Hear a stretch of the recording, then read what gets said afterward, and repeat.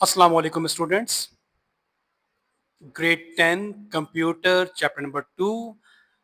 आज के लेक्चर में हम वेरिएबल को डिस्कस करेंगे और सी प्लस प्लस के अंदर वेरिएबल्स की क्या ऑप्शंस हमें अवेलेबल होते हैं। तो इस लेक्चर के अंदर इनको डिटेल के अंदर स्टडी करते हैं। इनिशियली पहले हम वेरिएबल का एक अच्छा सा कॉन्सेप्ट जो है वो ड्राइव कर लेते हैं। वेरिएबल एक बॉक्स या एक कंटेनर है जो कि अपने अंदर सामान को या चीजों को होल्ड करता है। नाउ कंप्यूटर के पॉइंट ऑफ व्यू से इसे अंडरस्टैंड करते हैं। लास्ट लेक्चर के अंदर हमने डेटा टाइप्स को डिस्कस किया था और डेटा टाइप के अंदर हमने इस बात को अच्छे से अंडरस्टैंड कर लिया था कि डेटा टाइप में हमारे पास नंबर बेस्ड डेटा टाइप्स होती हैं जिनमें इंटीजर नॉन डेसिमल वैल्यूज के लिए यूज होता है, फ्लोटिंग डेसिमल वैल्यूज के लिए यूज होता है और साइंटिफिक वैल्यूज के लिए डबल यूज होता है। Similarly non mathematical data types के अंदर हमारे पास कैरेक्टर आता है। कैरेक्टर के अंदर हमारे पास अल्फा न्यूमेरिक वैल्यूज होती हैं। देन हमने इसकी third data type Boolean discuss की थी जिसके अंदर हमारे पास लॉजिकल कंपैरिजन के अकॉर्डिंगली जो उसका रिजल्ट प्रोड्यूस होता है तो उसके अकॉर्डिंगली या तो वैल्यू ट्रू 1 की फॉर्म में या वैल्यू 0 की फॉर्म में इंटीजर वैल्यूज हमें स्टोर होती हैं। तो ये वैल्यू हम चाहते हैं कि अपने प्रोग्राम में किसी कंटेनर के अंदर स्टोर करें। तो वो कंटेनर जो डेटा टाइप्स को integer, float, double, boolean, character इन वैल्यूज को अपने पास स्टोर कर सके और ये ड्यूरिंग द प्रोग्राम इन वैल्यूज को हम चेंज भी कर सकें। वेरिएबल की अंदर ये जो वेरी का वर्ड है इट मींस कि ये value during the program execution very भी हो सके अकॉर्डिंग टू रिक्वायरमेंट। हम इनकी वैल्यूज को मॉडिफाई या अपडेट भी कर सकें। लेट्स से कि हमने एक वैल्यू 10 एक वेरिएबल ए में स्टोर की और प्रोग्रामिंग एग्जीक्यूशन के अंदर हमने कुछ कैलकुलेशन परफॉर्म की और ए की नई वैल्यू अब हम 10 के बिहाफ पर या 10 के बजाय 20 जो है वो उसके अंदर स्टोर करना चाहते हैं तो अब ये वेरिएबल अपनी वैल्यू को चेंज करेगा। तो इस बुनियाद पर हम इसे वेरिएबल कहते हैं। लेकिन अगर हम अपने प्रोग्राम के अंदर किसी वैल्यू को फिक्स रखना चाहते हैं और हम चाहते हैं कि ये value during the whole execution of program change ना हो तो ऐसी सूरत में क्योंकि वो वैल्यू चेंज नहीं हो रही तो ज्यादा बेटर मैनर होता है कि उसको आप वेरिएबल के तौर पे ना लें, उसे आप कांस्टेंट के तौर पे लें। जिसकी एक एग्जांपल ये है कि पाई की एक फिक्स वैल्यू होती है जो कि 22/7 की डिवीजन पर 3.14 से आती है। ये एक फिक्स वैल्यू है। ड्यूरिंग द प्रोग्राम एग्जीक्यूशन पाई जब भी यूज होगा, जिन फॉर्मूलाज में यूज होगा, तो पाई की वैल्यू 3.14 एक फिक्स वैल्यू रहेगी। इसी तरह से acceleration due to gravity small g या कैपिटल जी इनकी फिक्स वैल्यूज होती हैं और जब भी इनको कॉल किया जाएगा तो ये अपनी फिक्स वैल्यू के साथ ही प्रोग्राम का पार्ट बनेंगी, एग्जीक्यूशन का पार्ट बनेंगी। तो इन वैल्यूज को हमें वेरिएबल के तौर पे यूज करने से बेहतर ऑप्शन होता है कि इन्हें हम कांस्टेंट के तौर पर जो है अपने प्रोग्राम के अंदर यूज करें। लेकिन ऐसी वैल्यूज जिनको हम चाहते हैं कि during the execution of program जिनके अंदर मॉडिफिकेशन हो सकती है तो उन्हें कांस्टेंट के बजाय वेरिएबल के तौर पे हम स्टडी करते हैं। कांस्टेंट को नेक्स्ट लेक्चर में हम थॉरली डिस्कस करेंगे। Now come to the variable. Variable हमारे पास जैसा कि हमने अभी आपको बताया कि डेटा टाइप को स्टोर करने का एक कंटेनर है जिसके अंदर वैल्यू स्टोर होती हैं और हमारे पास variable during the program execution इस वेरिएबल को हम जब भी कॉल करेंगे तो लास्ट जो भी वैल्यू इस वेरिएबल ने अपने अंदर स्टोर की हुई होगी तो प्रोग्राम की नेक्स्ट एग्जीक्यूशन तक और बिफोर नेक्स्ट चेंज ये वेरिएबल अपनी वही वैल्यू प्रोग्राम में प्रोवाइड करता रहेगा। फॉर एग्जाम्पल हमने शुरू की 10 लाइंस के लिए एक वेरिएबल ए डिक्लेयर किया और इस वेरिएबल ए के अंदर हमने वैल्यू 10 जो है वो इनिशियलाइज करवा दी। आफ्टर लाइन नंबर 11 हमने ए की वैल्यू को मॉडिफाई किया और ए की वैल्यू को हमने 10 से 20 कर दिया।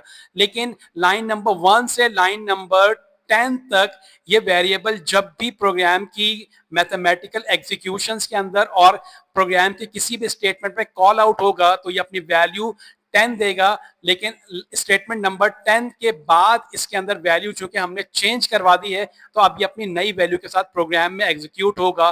तो इट मींस कि वेरिएबल के अंदर जो डेटा होता है वो डेटा वेरिएबल उसे रिमेंबर रखता है अनटिल अनलेस कि जब तक वो चेंज ना हो।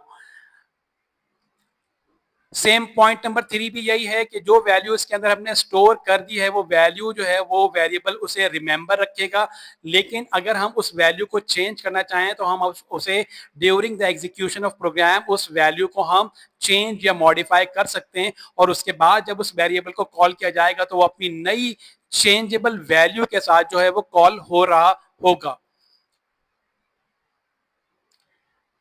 स्टूडेंट्स यहाँ पे हम इस बात को अच्छे से समझेंगे, वेरिएबल का नाम ड्यूरिंग द प्रोग्राम एग्जीक्यूशन, चाहे वो किसी भी लैंग्वेज की बात हो रही हो, वेरिएबल का नाम हमेशा यूनिक नाम होगा। ऐसा नहीं है कि एक वेरिएबल के अंदर हम दो वैल्यूज को पास करें, हम इनके लिए दो अलग अलग वेरिएबल्स को यूज करेंगे, तो during the execution of program variable का नेम हमेशा यूनिक रहता है, कि जब भी हम उस वेरिएबल को कॉल करें तो कंपाइलर को ये अच्छे से पता हो कि उस वेरिएबल के अंदर जो वैल्यू स्टोर हुई भी है वही वैल्यू जो है वो एग्जीक्यूशन के अंदर नेक्स्ट अवेलेबल हो।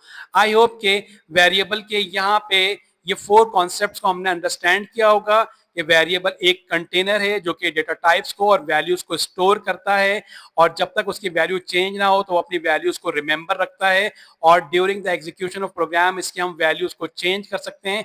वेरिएबल का नाम हमेशा during the execution of program unique रहेगा। अच्छा, अब यहाँ पे एक चीज और डिस्कस करने हैं जिसकी बहुत ज्यादा डिटेल के अंदर हम डिस्कशन करेंगे, कॉन्सेप्चुअलाइज करेंगे फंक्शन के अंदर। अगर हमारे पास प्रोग्राम में मल्टीपल फंक्शंस यूज हो रहे हैं तो हर फंक्शन के अंदर अगर वेरिएबल जो यूज हो रहा होगा तो वो विद इन अ फंक्शन उस वेरिएबल का स्कोप डिफाइन होगा। लेट से मैं अपनी बात को, क्योंकि अभी तक हमने सीखा कोई प्रोग्राम यहाँ पे देखा नहीं है, तो मैं फिर भी कोशिश करता हूँ इस बात को एलिब्रेट करने की, समझाने की। मिसाल के तौर पे सी का जब भी हम प्रोग्राम राइट डाउन करते हैं तो ये प्रोग्राम एग्जीक्यूट होना शुरू होता है अपने मेन फंक्शन से। हमने मेन फंक्शन के अंदर एक वेरिएबल ए डिक्लेयर किया और इस वेरिएबल के अंदर हमने एक वैल्यू इनिशियलाइज करवा दी 10। मेन प्रोग्राम ने एक दूसरे फंक्शन को कॉल किया, लेट से फंक्शन नंबर 1 को कॉल किया, और फंक्शन नंबर 1 के अंदर भी हमने एक वेरिएबल क्रिएट कर दिया ए के नाम से। अब यहाँ तो क्योंकि प्रोग्राम तो हमारा एक ही है तो वेरिएबल का, जैसे कि हमने अभी आपको बताया कि ड्यूरिंग द प्रोग्राम वेरिएबल जो है वो उसका नेम यूनिक होना चाहिए, तो मेन फंक्शन के अंदर भी वेरिएबल ए हमने डिक्लेयर कर दिया और एक सब फंक्शन 1 के अंदर भी हमने वेरिएबल ए डिक्लेयर कर दिया। तो यहाँ पे हम अंडरस्टैंड करेंगे कि मेन फंक्शन के अंदर जो हमने वेरिएबल डिक्लेयर किया है इसका जो स्कोप है, या ये जो जब भी मेन फंक्शन के अंदर जो कॉल आउट होगा वो 10 वैल्यूज के साथ होगा, और फंक्शन 1 के अंदर जब ये वेरिएबल दोबारा कॉल होगा ए का ही वेरिएबल होगा, लेकिन जो वैल्यू हमने वहां पे लेट से उसको 20 अगर दे दी तो फंक्शन 1 के अंदर जब ए वेरिएबल हम कॉल करेंगे तो वो अपनी वैल्यू 20 जो है वो प्रोग्राम को दे रहा होगा। तो इस तरह से वेरिएबल एक प्रोग्राम के अंदर मल्टीपल टाइम सेम नाम से भी यूज किए जा सकते हैं, लेकिन वो विद इन अ फंक्शन एक ही नाम को अपनी यूनिकनेस को मेंटेन रखेंगे, लेकिन डिफरेंट फंक्शंस के अंदर हम उन्हीं वेरिएबल्स के नेम को रिपीट कर सकते हैं। इस बात को बहुत अच्छे से हम कॉन्सेप्चुअलाइज कर लेंगे लोकल एंड ग्लोबल वेरिएबल के कॉन्सेप्ट के अंदर, जो कि हम अपने लास्ट चैप्टर के अंदर फंक्शंस के अंदर डिस्कस कर रहे होंगे। तो इट मींस के एक फंक्शन के अंदर एक वेरिएबल का नाम एक ही दफा यूज किया जाएगा और वो थ्रू आउट द फंक्शन अपने यूनिकनेस जो है वो मेंटेन करेगा।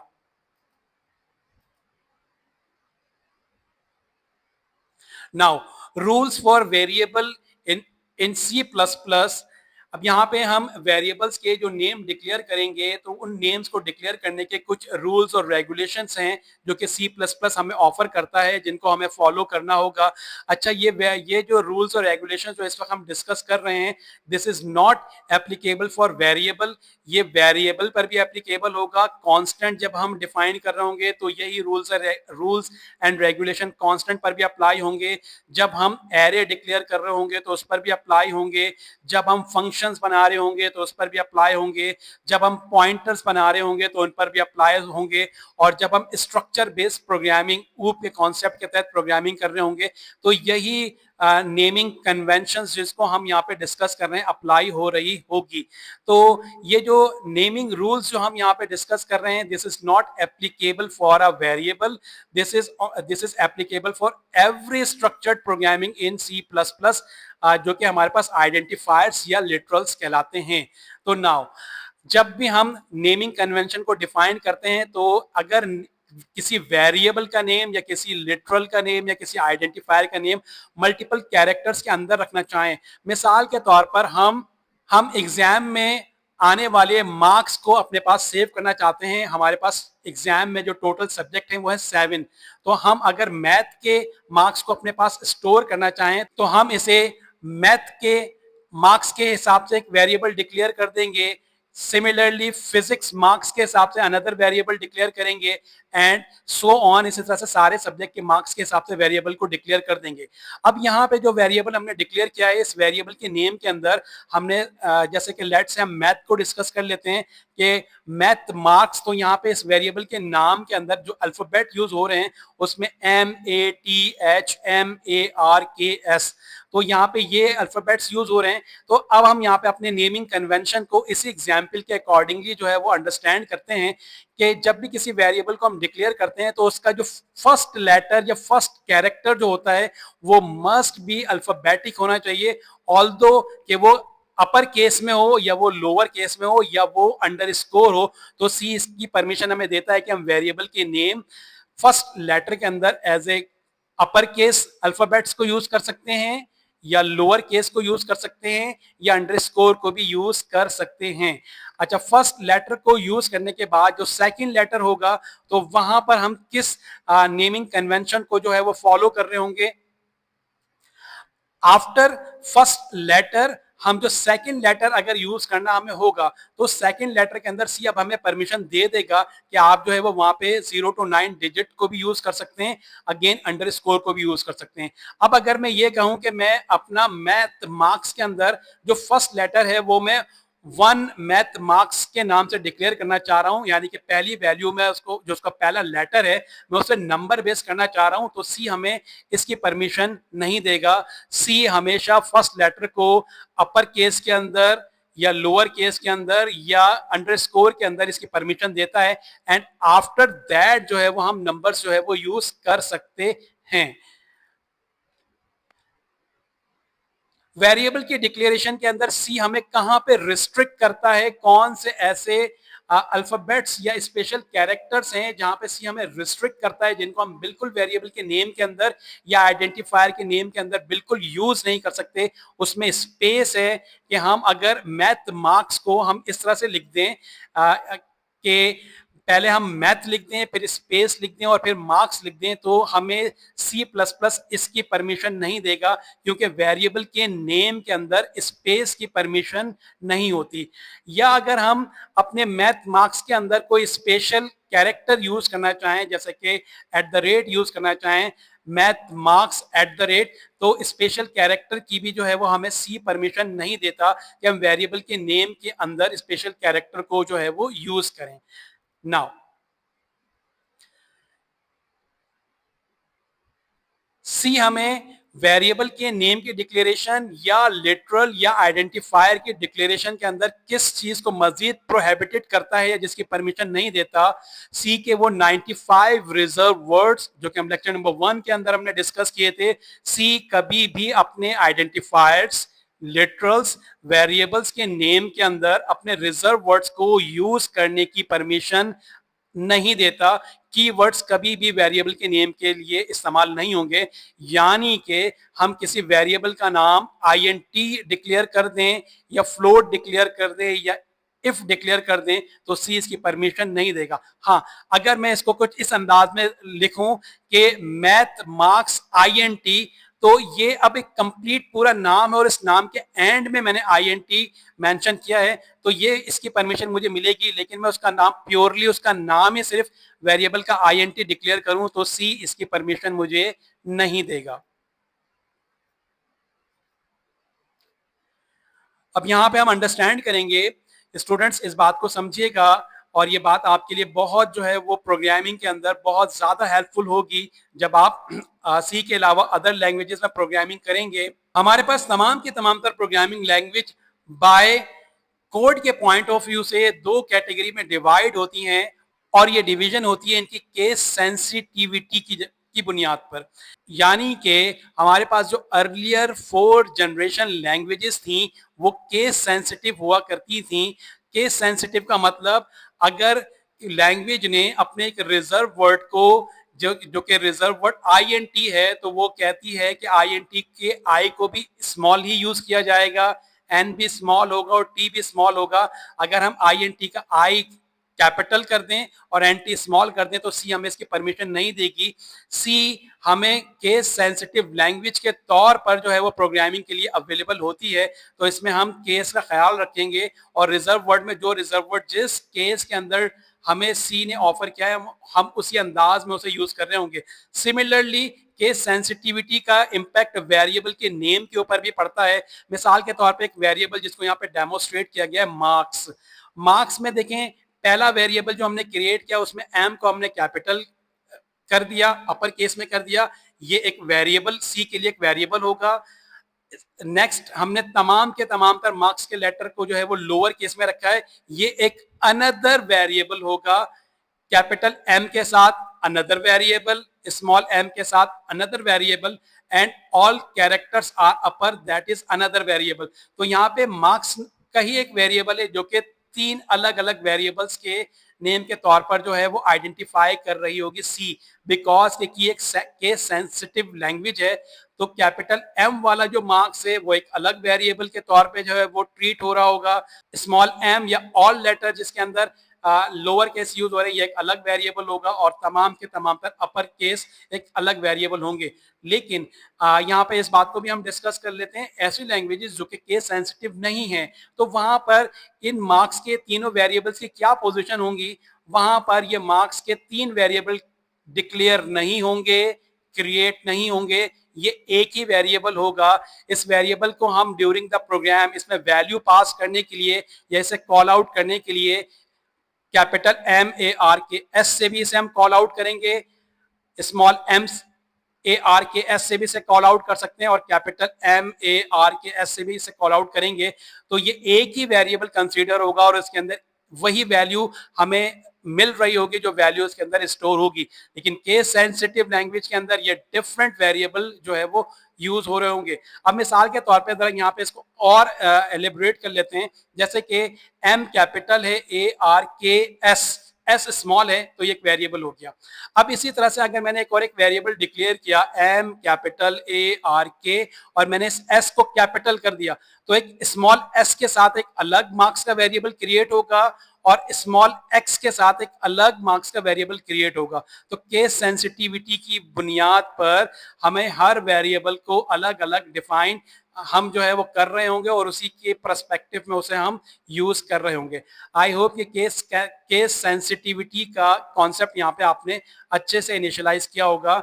आई रिकमेंड के वेरिएबल के ये जो नेमिंग कन्वेंशन के जो रूल्स जो मैंने यहाँ पे बताए हैं इसको 1 से 2 दफा गो थ्रू कर लीजिएगा, क्योंकि ये ना सिर्फ आपको वेरिएबल की नेमिंग कन्वेंशन में जो C++ ऑफर करती है वहां पे आपके लिए यूजफुल होंगे, ये आपके पास तमाम के तमाम तर आइडेंटिफायर और लिटरल्स के अंदर भी यूज हो रहे होंगे, जिनके अंदर आपके पास एरेज आते हैं, पॉइंटर्स आते हैं, आपके पास लेबल्स आते हैं, आपके पास फंक्शंस आते हैं, आपके पास स्ट्रक्चर प्रोग्रामिंग आती है। तो वेरिएबल के ये कॉन्सेप्ट नेमिंग कन्वेंशन के पॉइंट ऑफ व्यू से हमारे पास बहुत ज्यादा हेल्पफुल होते हैं प्रोग्रामिंग के अंदर।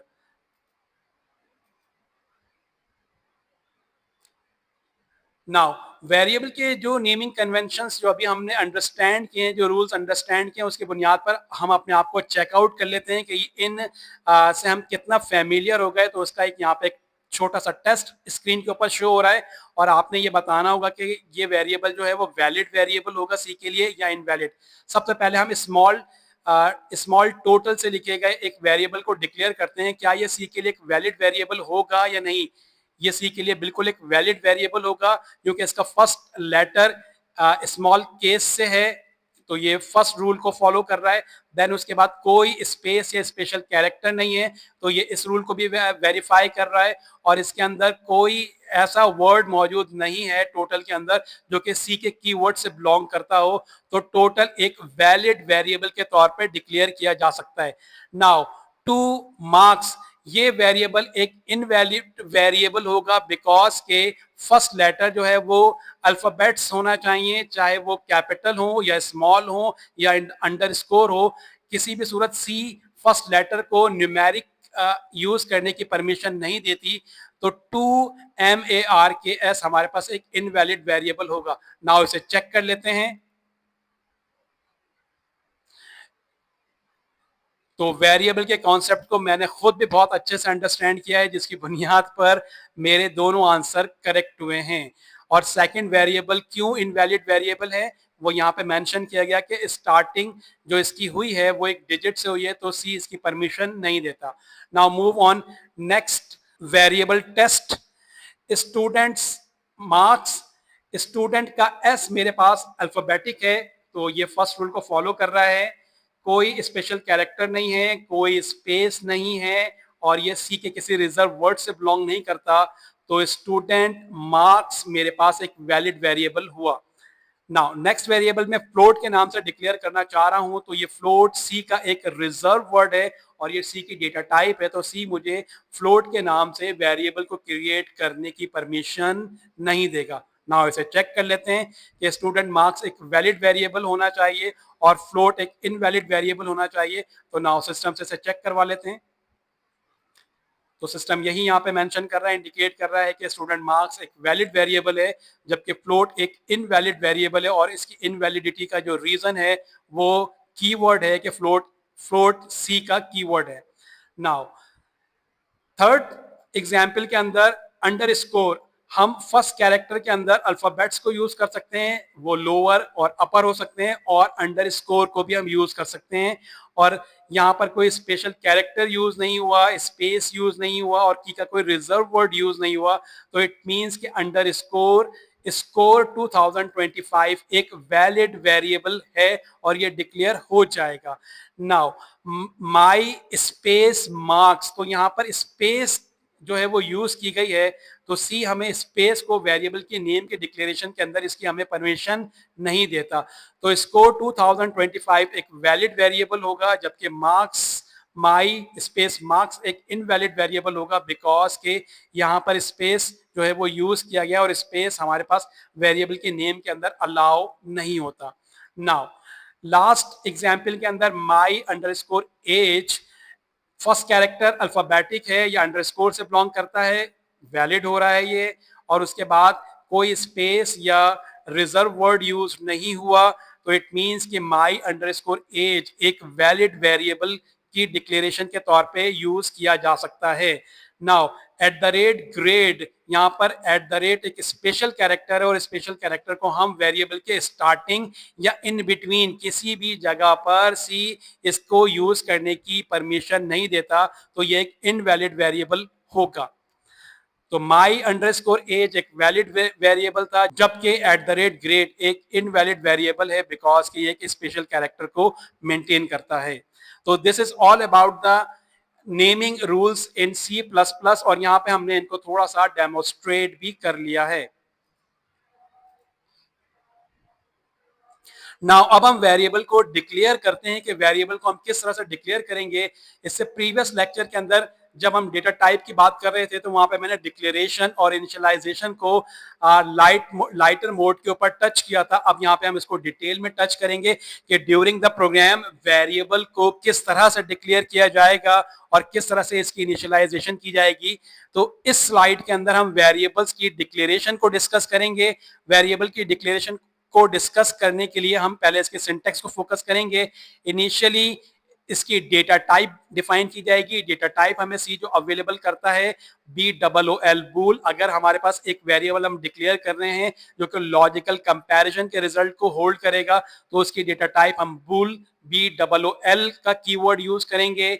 अगर वो कैरेक्टर टाइप का होगा तो CHAR यूज करेंगे डेटा टाइप के अंदर। अगर वो न्यूमेरिक होगा, तो अगर वो इंटीजर होगा तो INT डेटा टाइप के तौर पर यूज की जाएगी।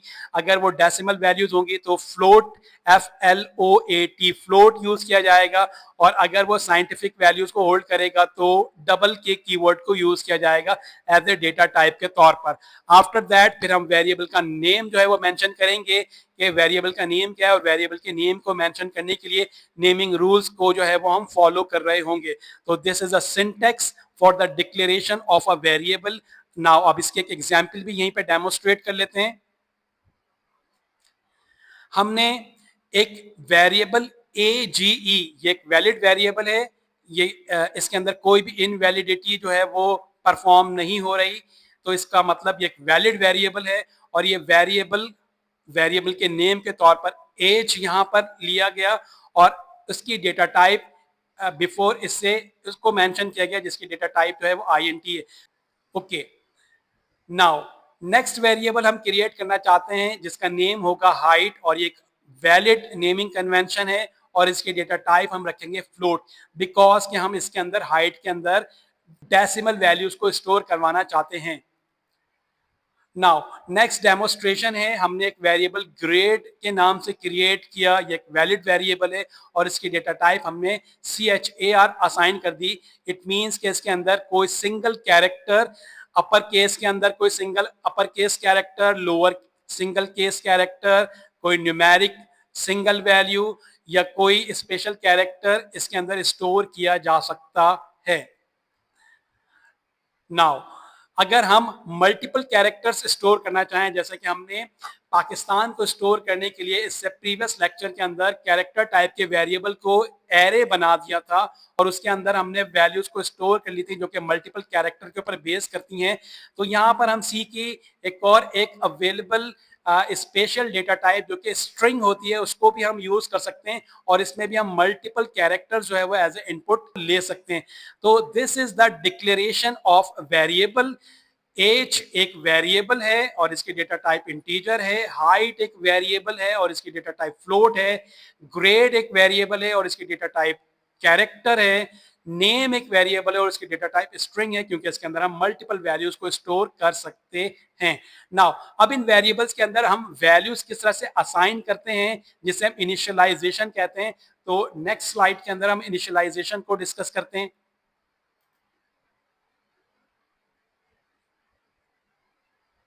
सिंटैक्स के इसको ऑब्जर्व कर लेते हैं। वेरिएबल का नेम जो कि हमने प्रीवियस स्लाइड के अंदर एज, हाइट, ग्रेड और नेम के तौर पे लिया था, यहाँ पे वेरिएबल का नेम इनको इंडिकेट किया जा रहा है अगर हम इस एग्जाम्पल को फॉलो कर रहे हैं।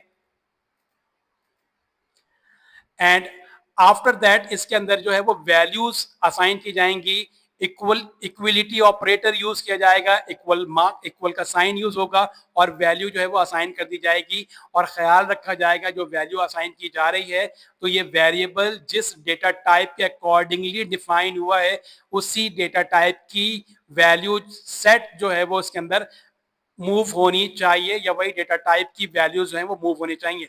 फॉर एग्जाम्पल एक वेरिएबल क्रिएट हुआ इंटीजर और उसके अंदर वैल्यू हम पास कर रहे हैं कोई अल्फाबेटिक, इनवैलिड असाइनमेंट होगी, इस तरह की इनिशियलाइजेशन की परमिशन सी हमें नहीं देता।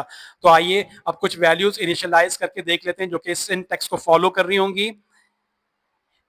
एज मेरे पास वेरिएबल का नेम है, आफ्टर दैट असाइनमेंट ऑपरेटर जो कि इक्वल टू होता है इसको यूज किया गया एंड आफ्टर दैट इसकी एक वैलिड डेटा टाइप के अकॉर्डिंगली इसके अंदर एक वैल्यू पास की गई क्योंकि एज को हमने इंटीजर के तौर पर डिक्लेयर किया था तो यहाँ पे हमने इसकी एक वैलिड वैल्यू 16 जो है वो इसके अंदर हमने पास कर दी and that is called by the initialisation of a variable. Now हमने हाइट को एक फ्लोट टाइप का वेरिएबल डिक्लेयर किया था इससे प्रीवियस स्लाइड के अंदर और नाउ अब हमने फ्लोट के अंदर एक डेसिमल वैल्यू पास कर दी जो कि 5.7 है, तो ये वैल्यू हाइट के अंदर एज ए इनिशियलाइजेशन के तौर पर असाइन कर दी असाइनमेंट ऑपरेटर जो कि इक्वलिटी ऑपरेटर है। तो हाइट जो अपने पास वैल्यू स्टोर कर लेगा वो होगी 5.7, एज जो अपने पास वैल्यू होल्ड करेगा या स्टोर करेगा दैट इज 16, ग्रेड जिसको हमने कैरेक्टर टाइप की डेटा टाइप डिफाइन की थी और ये सिंगल अल्फाबेट अपने पास स्टोर करता है तो यहाँ पर उसने जो सिंगल कैरेक्टर अपने पास स्टोर किया वो ए है अपर केस का, तो ये इसके अंदर स्टोर हो जाएगा और ग्रेड को जो हमने वैल्यू इनिशियलाइज करवाई वो है अपर केस का ए। नाउ लास्ट वन हमने स्ट्रिंग नाम का एक वेरिएबल डिक्लेयर किया था इससे प्रीवियस स्लाइड के अंदर और स्ट्रिंग जो है वो मल्टीपल कैरेक्टर्स को जो अपने अंदर होल्ड कर सकता है, तो हमने नेम की वेरिएबल जो जिसकी डेटा टाइप स्ट्रिंग है उसके अंदर जो वैल्यू इनिशियलाइज करवाई by assignment operator that is Ali और ये अली नेम के अंदर जाकर स्टोर हो गई। तो यहाँ पे ये जो डायग्राम है, ये डायग्राम भी ये बता रही है कि ये कंटेनर है और इस कंटेनर के अंदर वैल्यू स्टोर हो रही है। इस वैल्यू का सेव होना इनिशियलाइजेशन जो है वो कहलाता है।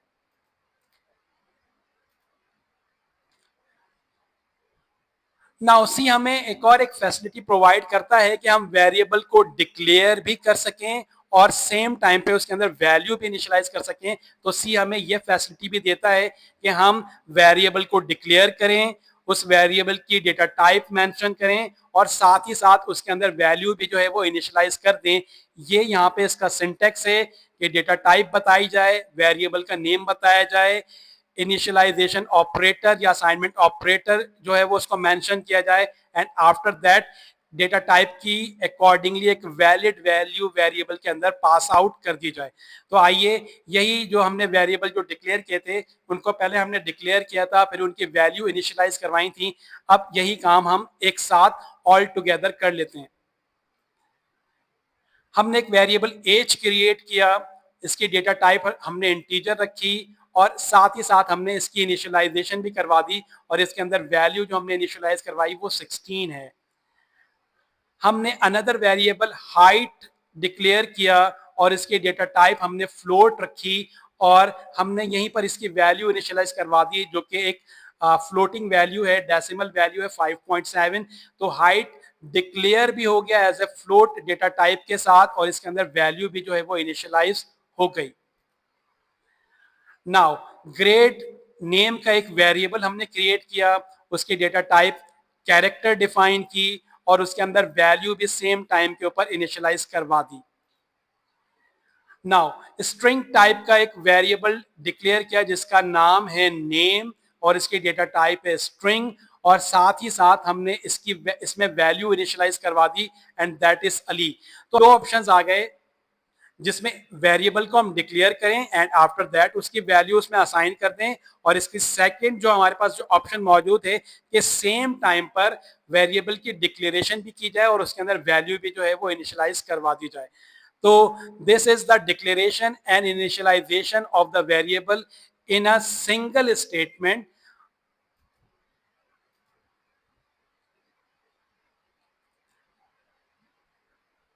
नाउ अब हम थोड़ा सा एडवांस लेवल के ऊपर जाकर वेरिएबल के डिक्लेरेशन को थोड़ा सा अंडरस्टैंड करते हैं कि वेरिएबल एक दूसरे के ऊपर भी डिपेंडेंट होते हैं और इनकी डिपेंडेंसी भी मेंटेन होती है।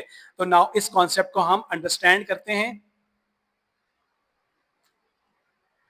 नाउ हमने तीन variable x, y and z create किए और इन तीनों की डेटा टाइप इंटीजर है। x की डेटा टाइप भी इंटीजर है, y की डेटा टाइप भी इंटीजर है और z की डेटा टाइप भी इंटीजर है। तो यहाँ पे हमने मल्टीपल डिक्लेरेशन के तहत हम चाहते तो statement by statement, line by line पहले हम इंटीजर x क्रिएट कर देते, फिर इंटीजर y क्रिएट करते, फिर थर्ड स्टेटमेंट में इंटीजर z क्रिएट करते। लेकिन यहाँ पर हमने इन तीनों को एक ही स्टेटमेंट के अंदर डिक्लेयर कर दिया। इट मीन्स कि हमारे प्रोग्राम में जितने भी इंटीजर टाइप के वेरिएबल इन्वॉल्व हो रहे हैं वो हम सिंगल स्टेटमेंट के अंदर, एक ही स्टेटमेंट के अंदर डिफाइन कर सकते हैं। नाउ अब हम सेकंड जो हमारा जो फेज है इसके अंदर हमने वेरिएबल को डिक्लेयर भी किया और सेम टाइम पर इनकी वैल्यू भी इनिशियलाइज की। हमने तीन variable A, B and C create किए और इनकी डेटा टाइप इंटीजर डिक्लेयर की और सेम टाइम पर इनकी वैल्यूज भी इनिशियलाइज करवा दी। ए के अंदर वैल्यू 10 हमने पास की, बी के अंदर हमने वैल्यू 20 पास की एंड सी के अंदर वैल्यू 30 पास की। तो नाउ मल्टीपल वेरिएबल यहाँ पे डिक्लेयर हुए, इनकी डेटा टाइप यहाँ पे डिफाइन की गई और सेम टाइम पर इनकी वैल्यू भी जो है वो इनिशियलाइज करवा दी गई। नाउ यहाँ पर थोड़ा सा जिसकी मैं इनिशियल फेज में डिस्कशन कर रहा था, डिपेंडेंट वेरिएबल जो कि एक दूसरे के ऊपर डिपेंडेंट होते हैं, यहाँ पर इस एग्जाम्पल के अंदर उसी को डिस्कस किया गया है। हमारे पास यहाँ पे पहले हम अंडरस्टैंड करते हैं कि वेरिएबल्स कितने टाइप्स के हैं। हमारे पास एक वेरिएबल है सी, इसकी डेटा टाइप इंटीजर। दूसरा वेरिएबल है बी, इसकी डेटा टाइप भी है इंटीजर और थर्ड वेरिएबल है ए, इसकी डेटा टाइप भी है इंटीजर। हम इनकी एक दूसरे के ऊपर डिपेंडेंसी, इंटरकनेक्टिविटी क्रिएट कर रहे हैं। तो इसको अच्छे से अंडरस्टैंड करते हैं। इनिशियली हमने सी को डिक्लेयर भी किया और इसके अंदर वैल्यू भी इनिशियलाइज करवा दी, एंड दैट इज 10। मैं ये चाहता हूं कि ये 10 ए और बी इन दोनों के अंदर भी पास ऑन हो जाए। तो मैंने यहाँ पे बी को असाइनमेंट ऑपरेटर यूज करते हुए सी के साथ जो है वो इनिशियलाइज करवा दिया। इट मींस कि सी के अंदर जो वैल्यू स्टोर हुई हुई है 10, वो बी के अंदर भी मूव कर जाए। एंड सेम टाइम पर आफ्टर दैट मैंने कहा कि जो मेरा वेरिएबल ए है उसके अंदर जो वैल्यू बी ने अपने पास होल्ड कर ली है वो वैल्यू ए भी अपने पास होल्ड कर ले। अच्छा, अब यहाँ पे स्टूडेंट्स हमें थोड़ा सा ख्याल रखना होगा। यहाँ पे हमें थोड़ा सा एक ट्रिकी कॉन्सेप्ट है कि हमने सबसे पहले बी के अंदर सी की वैल्यू को पुट किया है और फिर इस बी की वैल्यू को ए के अंदर पुट किया है। ये स्टेटमेंट तभी वैलिड होगी, लॉजिकल वैलिडिटी इसकी होगी कि हम बी के अंदर सी की वैल्यू पास करें और सी को हमने कोई वैल्यू असाइन की भी हो। अगर हमने सी को कोई वैल्यू असाइन नहीं की तो इट मींस कि यहाँ पे एक लॉजिकल एरर प्रोड्यूस होगा। सी की वैल्यू असाइन ना होने की वजह से वो एरर बी के अंदर प्रोड्यूस होगा, क्योंकि सी के अंदर तो ऑलरेडी वैल्यू नहीं है।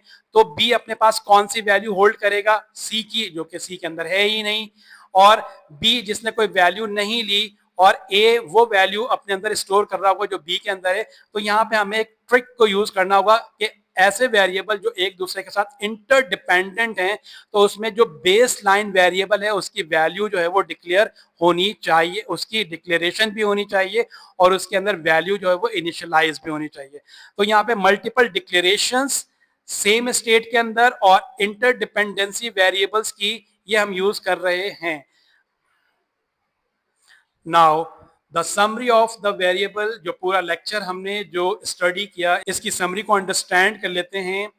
वेरिएबल हमारे पास डेटा को स्टोर करता है और ये डेटा मेमोरी लोकेशंस पे जाके स्टोर होता है। वो कंटेनर जिसको वेरिएबल कहा जाता है, एक्चुअली वेरिएबल वो कंटेनर है जो कि मेमोरी के अंदर वैल्यू को स्टोर करता है। और यहाँ पे इस मेमोरी से मुराद है RAM, RAM, random access memory.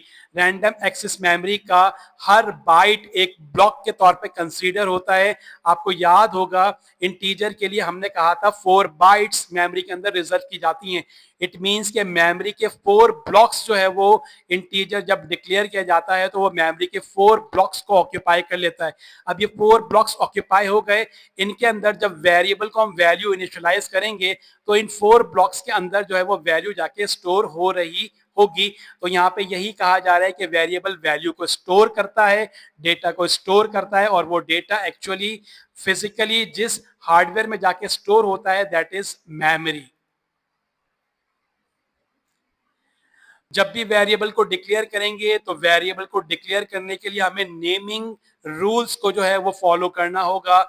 Naming rules को वॉइड या बाईपास करते हुए हम वेरिएबल्स को क्रिएट नहीं कर सकते। अगर हम नेमिंग रूल्स को अवॉइड कर रहे होंगे तो एरर प्रोड्यूस होगा और हमारा वेरिएबल डिक्लेयर नहीं होगा।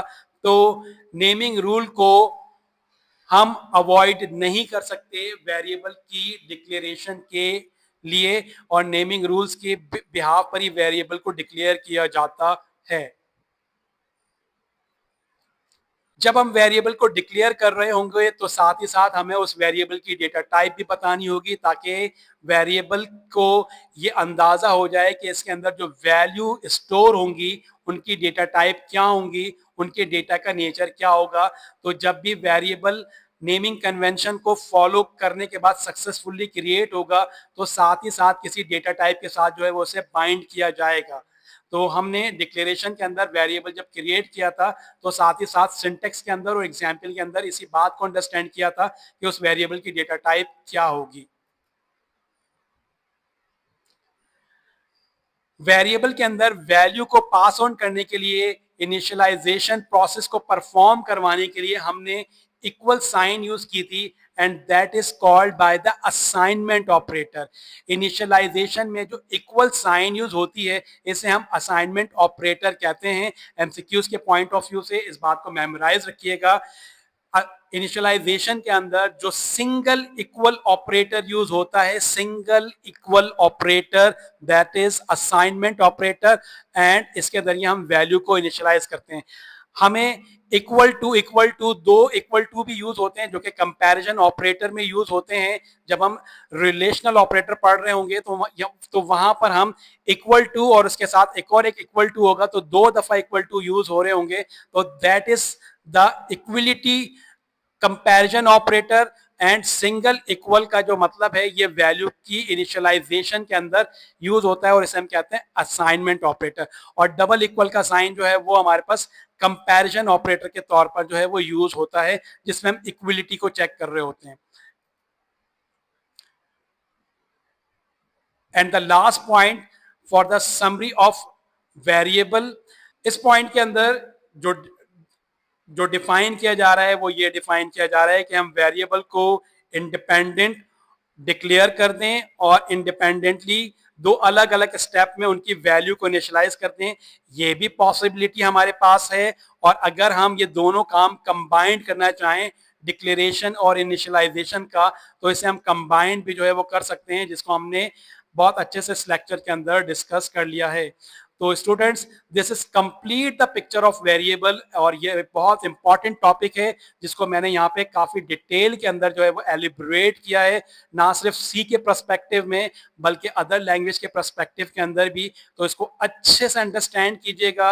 आई रिकमेंड कि इस वीडियो को 1 से 2 दफा जरूर देखिएगा ताकि वेरिएबल के आपके कॉन्सेप्ट अच्छे से क्लियर हो जाएं। एंड इसे सेम टाइम पर नोट डाउन भी करते रहिएगा ताकि आपके नोट्स पे एग्जाम्स के पॉइंट ऑफ व्यू से क्रिएट होते चले जाएं। अपना बहुत ख्याल रखिएगा। नेक्स्ट लेक्चर में आपसे मुलाकात होती है। अल्लाह हाफिज एंड टेक केयर।